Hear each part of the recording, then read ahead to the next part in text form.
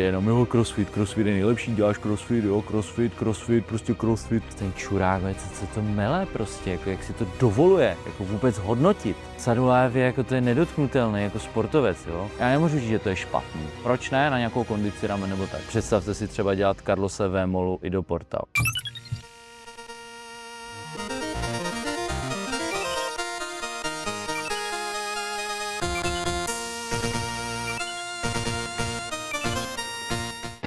První video na reakce světových zápasníků mělo docela úspěch, tak jsem si řekl, že natočím další díl, ve kterém rozeberu 5 dalších bojovníků, který si myslím, že stojí za to zčeknout, jak trénují. Jako prvního jsem si zvolil Conora McGregora, který dělal ve svým primu i do Portal. Za ty roky jako trenéra si vzpomínám na to, kdy se mě spousta fighterů ptala na to, co si o tom myslím, k čemu to je dobrý, proč to vlastně dělal ten Conor McGregor, a vlastně McGregor o tom mluvil hrozně hezky, že k tomu určitě chci dneska něco říct. Pojďme se na to podívat. Já to řeknu takhle. Z mý trenérský jako kariéry, jsem furt mladý trenér, ale dřív jsem jako si hned řekl, že to je úplný bullshit a je to nesmysl, vole, a nezvedá činky a hned prostě to je celý špatně a hned jsem to jako odsoudil, jo.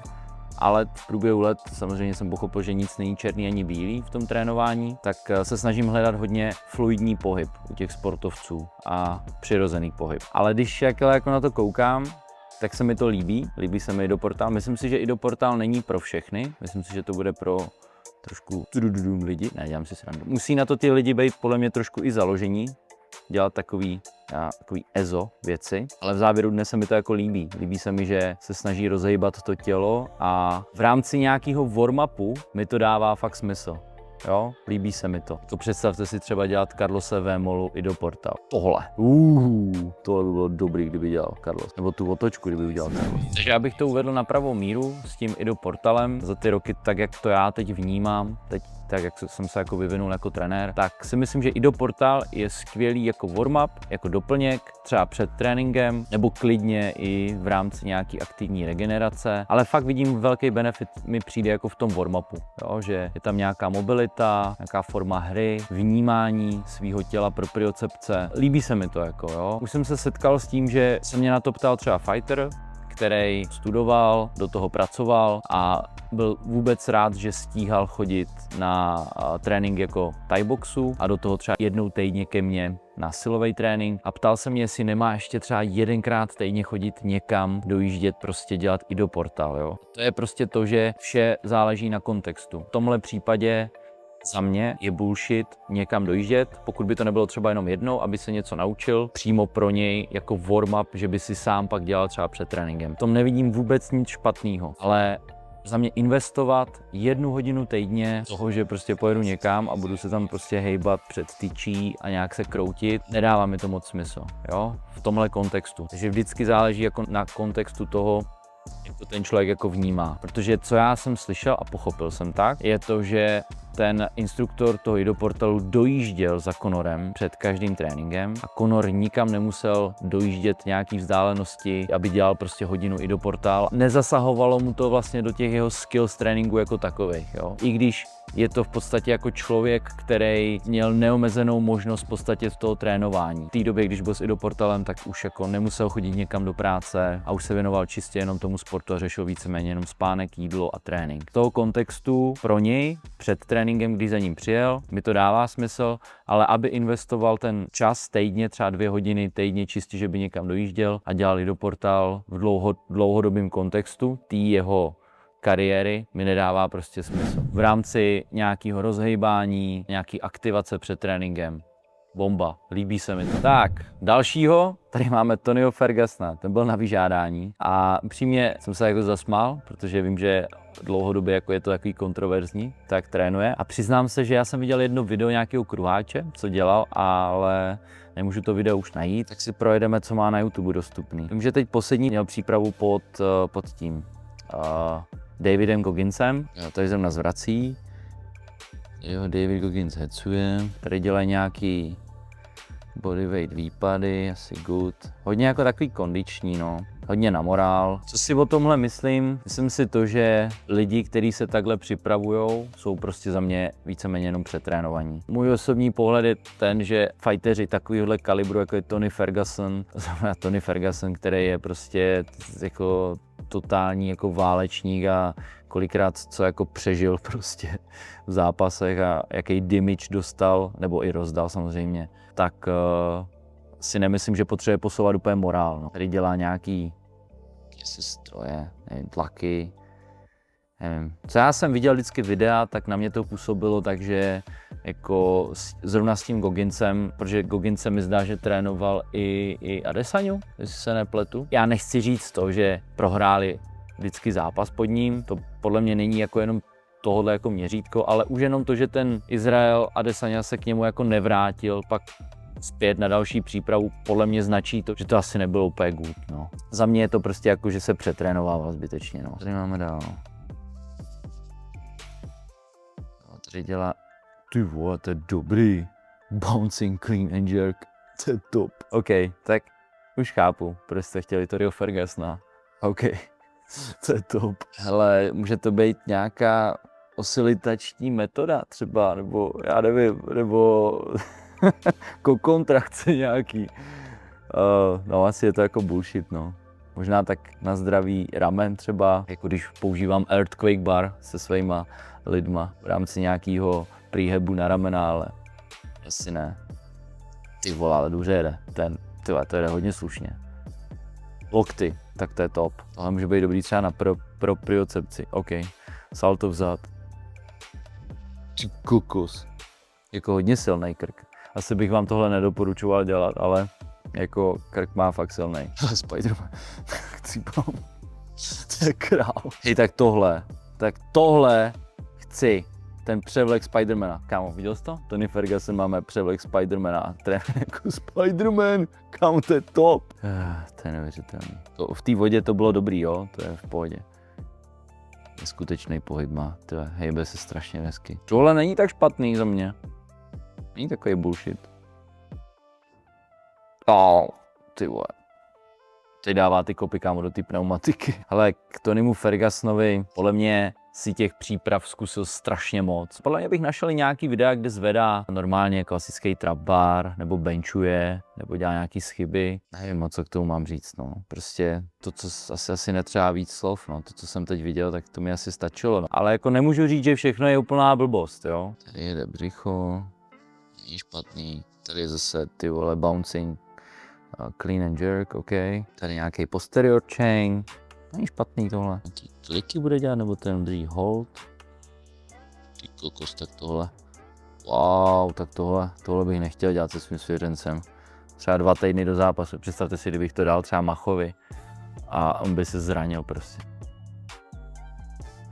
Hej, tak takhle se má skákat přes ty bedny. Hele, Tony Ferguson za mě crazy.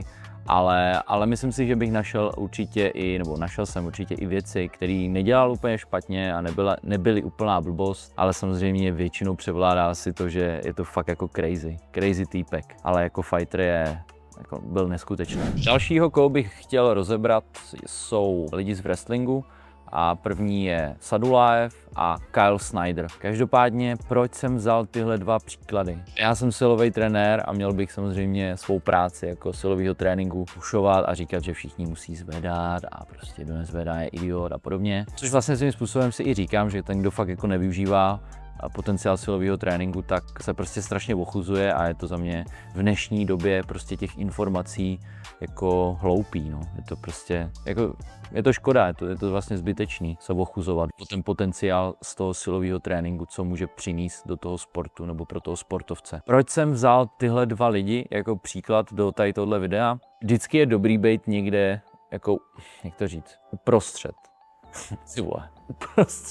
Být uprostřed a nebejt nikdy jako vyhrazený na jedný ze stran, třeba v názoru na ten silový trénink. Jo. Setkávám se s tím, že jsou fighteři, kteří milujou strašně moc posilovnu a jsou právě víc na té straně toho silového tréninku a méně toho sportu. A pak jsou zase sportovci nebo fighteři, kteří jsou právě víc na té straně toho sportu svýho ale zase vůbec je nezajímá ten silový trénink jako takovej. Nejlepší je být prostě uprostřed z toho důvodu, že špatně, ne uprostřed. Spíš víc furt na té straně toho tréninku, ale využívat benefity toho silového tréninku. Dávám tenhle příklad, Sadulayeva a Kyle Snyder, jsou to jako rivalové velcí ve wrestlingu, jsou to jedni z největších rivalů ve wrestlingu, myslím, že minimálně ChatGPT mi to teď řekl, já jsem se ho potřeboval zeptat, jak to bylo vlastně s tím, kolikrát kdo vyhrál. Sadulayev s Kylem Snyderem to mají 7-1 pro Sadulayeva na zápasy. S tím, že Kyle Snyder je známý tím, že prostě je fakt jako super silný, jeho olympijský spírání, který si teď ukážeme, vypadá prostě jako, že ty vole, pomalu to je spěrač, když to jako takhle přeženu. Jdeme na to, Kyle Snyder, jo. Koukneme se na to, hele. Kyle Snyder je přesně, tady nárazně těžký, dipy těžký, to je silný. Hip thrusty, těžký, jo. Třeba těžký výpady. Bicák těžký, vole. 635 kg, kámo, tady tlačí týpek. Jo, to je mrtvej tah, ale kolik tam má frajer? No, třeba tak, no, přes 200, podle mě 250, něco takového. Tohle byl Kyle Snyder. Tomu asi nemám moc co říct, prostě super silný, no, prostě to je takovej sen pro mě jako pro silového trenéra trénovat takovýhle týpka, protože to je crazy. No, ale na druhé straně je Sadulayev, který ho porazil 7krát a prostě jako přejíždí ho svým způsobem, že jo. A tady se můžeme kouknout na jeho silový trénink. Ruský tank, jo, má tam asi takových třeba 80 kg, ale možná to je třeba jenom 70, jo, ale prostě jak ten mrtvej tak prostě jede. Jo, to už prostě vidíš, že to jako je, že to nebude prostě nějaký úplně jako super silný týpek. Super silný týpek, myslím v posilovně, jo. Švihadlo, good, Hardl, super, Plio. Jo, ale prostě ten rozdíl, nevidím tam prostě nic, jako dělá třeba Kyle Snyder, že by prostě dělal nějakou absolutní sílu a budoval prostě absolutní sílu. Tady, no, nevím, co dělá. Plio, hodně Plio. Ale asi k tomu nemám moc co říct. Podle mě mu tam chybí jako v tom tréninku budování nějaký absolutní síly. Já vím, wrestleri, co na to teď koukáte, si říkáte, ty vole, ten čurák, co to mele prostě, jako jak si to dovoluje, jako vůbec hodnotit. Sadulayev je jako to je nedotknutelný jako sportovec, jo. Hele, já hodnotím jenom jako svou práci a to, co si myslím, že obecně těmhle Kavkaz fighterům jako chybí, a neříkám, že už všem, myslím si, že Makhačev a podobně tým jako Nurmagomedovců už to pochopil, a to jsem říkal v minulém videu, na který si můžete kouknout na reakce 1. Na schvál jsem dal tenhle příklad 2, kdy jeden wrestler je totálně za mě založený hodně na té síle právě z té posilovny, když to takhle řeknu, a ten druhej v podstatě zvedá ty vole 70 kg na mrtvej tah a stejně ho 7krát jako porazí. A prostě jako je úplně jinde oproti tomu Snyderovi, že jo. Chci tím říct to, že vždycky ta technická průprava, ta technika vždycky vyhraje nad tou silou prostě. Tím si říct to, že kdyby ten Sadulayev ještě čistě hypoteticky zvedal a měl dobře nastavený silový trénink a fakt by se zvedla absolutní síla u něj, u základních cviků a nějaký přítah, tlak, třeba nějaký klidně olympijský spírání, kdyby zvládal v rámci nějaké mobility, aby se u toho nedojebal, tak by byl ještě úplně jinde v mých očích. Chtěl jsem dát tenhle příklad těchto dvou, že vždycky je nejdůležitější hlavně ten sport. A to říkám neustále, jo, že ten silový trénink je jenom doplněk. Ale v mých očích, kdyby ten Sadulayev zařadil víc silový trénink, je možný, že ho třeba dělá a že to třeba trolí, že prostě nevím. Tohle je jako za mě hrozně zajímavý příklad, zrovna v rámci kontextu mý práce a hodnocení toho, jak kdo je ve sportu třeba dobrý a jestli vůbec dělá silový trénink. Tady ještě jeden takový záznam, který mi poslali právě kluci, moji wrestleri, co trénuju, co jezdí na soustředění a zápasí proti ním, co si o tom vlastně jako myslím. A tohle jsou prostě jako fakt hodně dobrý wrestleri, nevím, jestli jsou z Ruska, z Čečenska zrovna. Mi tam píše.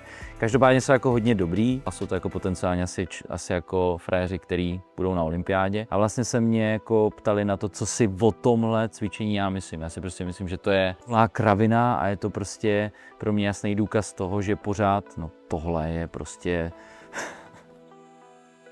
To je bláznovina. Jo, tady dělá prostě snatch, ale pak se ohejbá dopředu, jak kdyby dělal nějaký Jefferson s tím, že si chce protáhnout hamstringy, nějaký přední dřepy. Jo.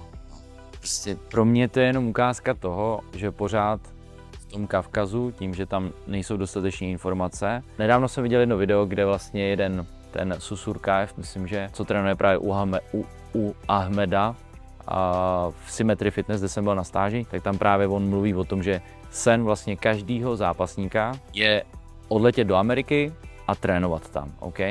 A většina těch fighterů, já řeknu většina, ale prostě ano, prostě všichni, jo, budu teď takový, že prostě řeknu všichni, protože mě nenapadá ani jeden čečenský fighter, který, když přiletěl do státu, tak nedělal moderní přístup v rámci strength and conditioning, tak všichni tam prostě začnou takhle trénovat a pak, když se třeba vrátí zpátky do země, tak už prostě netrénujou takhle, jo, takhle, jak teď koukám na tady tohle. Prostě to je jako, tohle je pro mě jasný úkaz toho, že pořád jsou tam trenéři, který absolutně jako nesledují trendy, věci, který fakt jako posunou toho sportovce a trénují trošku jako hlavou, jo, a ne jenom tím, že si myslí, že to je dobrý, protože to dělali 50 let zpátky. Dneska se mě na to vlastně ptal i Mach, a co si myslím o tom, že na takový jako točení, jak s volantem, s kotoučem. A vlastně jako, já nemůžu říct, že to je špatný, jo, jako proč ne na nějakou kondici ramen nebo tak, ale vždycky, když je nějaký cvik, nebo nějaký systém trénování, nebo vlastně cokoliv v životě, tak se snažím jako zajet do hloubky toho proč, jo. A takový ty tréninky s tím kotoučem a nebo jenom s osou celý trénink, podle mě určitě vznikaly hlavně skrz to, že právě přesně na ty tréninky chodí hrozně moc lidí, ale oni tam mají prostě třeba jenom osu a pár kotoučů a nic jiného ti trenéři s tím jako nevymyslí. Takže dělat to v gymu, který máš plně vybavený, mi přijde jako hloupý, protože jako, když se chceš potit a nebejt tlustej, tak asi jako OK, ale pokud řešíš jako fakt nějak sport performance a přemýšlíš nad tím trošku, tak mi to přijde omezený. Můžeš jakoby dělat mnohem lepší věci, než třeba tady tohle, OK? Protože máš to vybavení. Takže to je jako asi takhle bych uzavřel ten wrestling zase a další. No. Dalšího, koho bych chtěl určitě rozebrat a kdo mi dělá fakt radost, a teď když to natáčím, tak fakt mám radost, že o tom chci mluvit, je Alexander Usyk. V posledních fakt asi 5 letech bych řekl, a mi přijde, že hodně zlepšil ten strength and conditioning pro ten jeho box. Podle mě to hodně začal řešit v době, když přecházel do těžké váhy, aby něco jako přibral. A teď já to řeknu takhle. Usykovi chci říct to, že vždycky jako ukrajinský trenéři jsou takový, že prostě to, co dělá Usyk nebo Lomačenko, tak to je prostě nejlepší a jakmile to neděláš a jsi boxer, tak to je prostě špatný. A prostě si představím ty ukrajinský trenéry jak takový holuby, co prostě chodí a Usyk. A Usyk, když dělal právě dřív crossfit, tak všichni jako trenéři boxu z Ukrajiny, který jsem znal vždycky, tak prostě jenom jo, crossfit je nejlepší, děláš crossfit, jo, crossfit, prostě crossfit, ty vole, crossfit, hlava takhle crossfit. A teď prostě, když Usyk konečně trénuje tak, jak trénuje, tak už konečně i doufám v to, že ti trenéři, ukrajinský trenéři třeba toho boxu, nebo nejenom ukrajinští, jo, já říkám ukrajinští, protože co znám vždycky všechny Ukrajince, jak jsou hrozně pyšní na to, že jako Usyk je prostě Ukrajinec a jsou na ten sport hrozně jako pyšní jako na ní, což chápu, my vlastně jako Češi, já na Větnamec, to je jaký hrdí na Jágra. Takže to jako chápu, ale přijde mi, že to právě díky němu, tím jak on trénuje, hodně může ovlivnit to, jak nad tím budou přemýšlet třeba ti trenéři toho boxu, který mají třeba ty mladý boxery, který můžou to někam dotáhnout, tak už můžou začít od mladšího věku trénovat prostě systematicky a můžou mít třeba delší kariéru a být prostě lepší v tom sportu, protože budou benefitovat třeba z toho silového tréninku, když to budou mít dobře nastavený. A z toho mám radost, upřímnou, jo. Fakt mám radost, ty vole, protože ty vole, vždycky jsem to jako říkal, když jsem se bavil o tom s nějakým boxerem prostě zaseklým prostě ty vole v 50. letech, tak jsem mu vždycky říkal třeba, že by mohl trénovat takhle nebo takhle, mohl by prostě použít třeba VBTčko na měření, ale to jsem samozřejmě neříkal, ale jako představoval jsem si to a že by mohl trénovat prostě jako atlet, ten boxer a vlastně je to tady? Dámy a pánové, já mám právě přesně ukrajinskou skupinu CrossFit. A fakt CrossFit mi vadí jako z toho hlediska, že když sportovci se snaží dělat jako doplněk ke svému sportu CrossFit, to je jako bullshit, jo. Tak tady, hele, tady trénuje právě Usyk, přesně, jo, chci ukázat. Tady má přesně VBTčko, měří si rychlost, zvedá Viking pressy, TRX sled row, jo, z tohohle mám fakt radost. Tady, to je nádhera. Airbike, jasně, sprinty. To VBTčko, jak jsme se bavili. Je něco do strany, lateral lunge, lateral step upy, bomba. Wow, west side barbell, hezky. To je prostě jako, z tohohle mám fakt jako upřímnou radost, že takhle prostě trénuje takový jako, můžeme použít slovo velikán, ne? Velikán boxu, jo, že fakt je to kurva dobrý, líbí se mi to, hodně a doufám jenom v to, že ostatní boxeři, který prostě neví, jak cvičit, jestli vůbec zařadit silový trénink nebo ne a jak, tak si vezmou příklad právě z Usyka, jo. Já na to koukám a konečně už nemusím jakoby vysvětlovat lidem nebo těm trenérům boxu, jak má jako zvedat, jo? Protože když jsem jim to často dřív třeba říkal, tak mi říkali, no a to je zpomalý, nebo něco takového prostě, totálně jako mimo, jako jo. Můžu říct, jo, tak Usyk je hodně pomalej. OK, takže tohle byly další reakce, jsem z toho docela vyflusaný, ne kecám. Usyk byl nakonec, takže z toho mám fakt upřímnou radost. Pokud vás zajímal další díl reakcí na nějaké sportovce a jejich silový trénink, tak mi napište do komentářů. Tohle mě docela upřímně i baví, nemusím si to nějak zvlášť připravovat a prostě to hodím tak freestyleově po práci, po asi 7 klientech. Pokud se ti video líbilo, dej odběr, like, zvoneček a čím víc toho vím, tím víc vím, že nic nevím, jsem mi zamutal jazyk z toho, kámo.